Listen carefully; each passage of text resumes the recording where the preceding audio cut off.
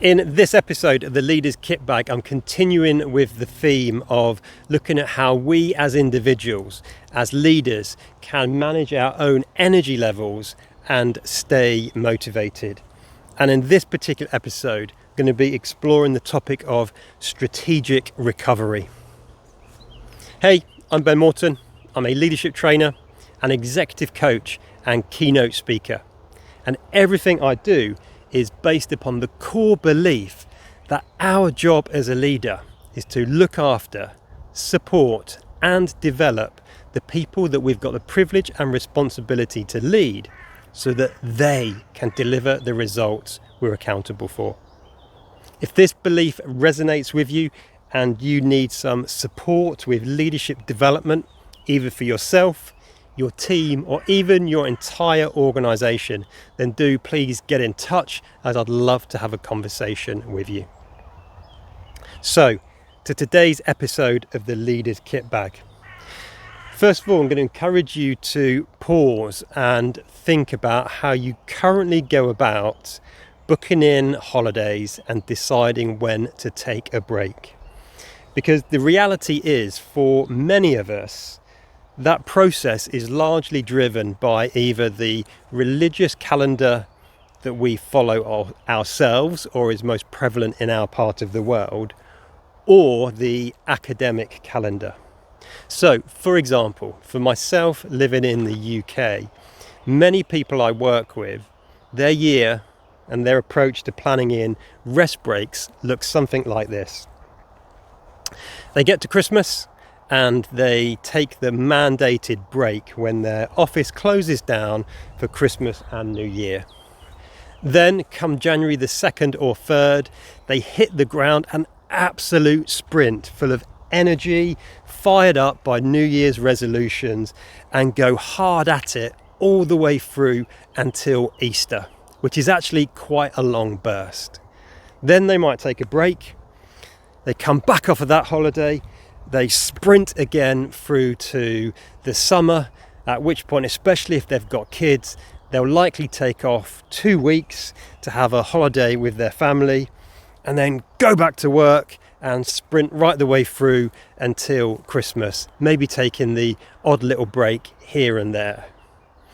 That's the norm for many people, but it's potentially, and I would challenge you that it's rarely that effective.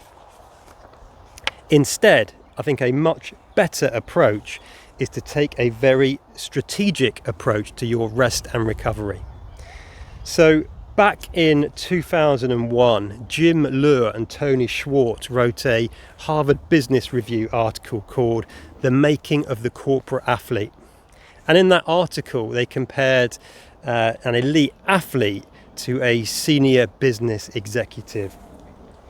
Now think just for a minute about how an athlete trains, or maybe how you've trained if you've ever taken part in a half marathon, or some sort of big sporting event.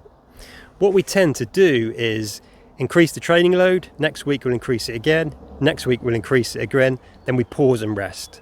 After a rest we come back, increase training load, build, rest, build, rest.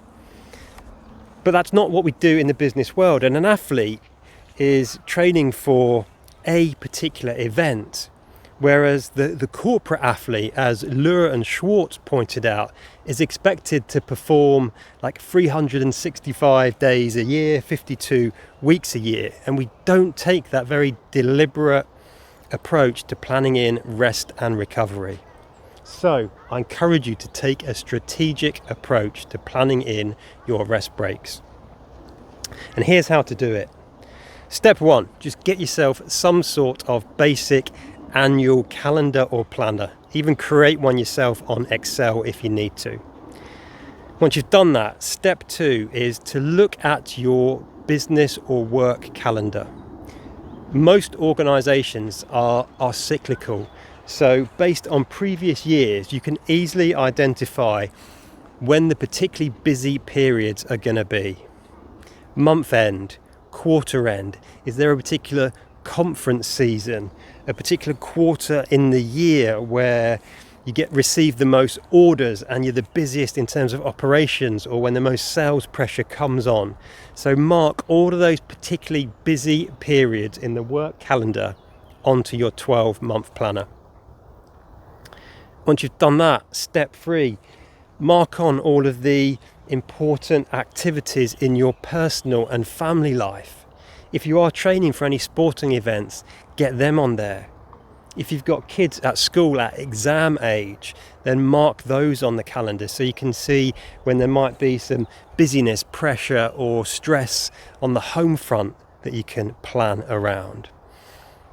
And then once you've done that, step 4 is to sort of start zooming in and look at blocks of 2 and 3 weeks to think, okay, well, over this 2 or 3 weeks, where are the particular busy periods and pinch points?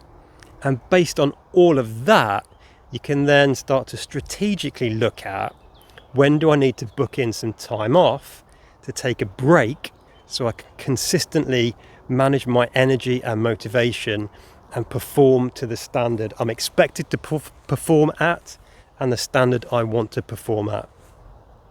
And of course, you don't just need to do this on a yearly basis. You can do it quarter by quarter as well. So you can zoom in on a specific 90-day period and do the same sort of process. That's the framework I use. Feel free to adapt it, play around with it, but whatever you do, I encourage you to be much more intentional and deliberate and strategic about when, where and how you take breaks. Because when you do that, you'll be much better at managing your energy and motivation. That's it for this episode. As always, look after yourself, look after those you've got the privilege and responsibility to lead.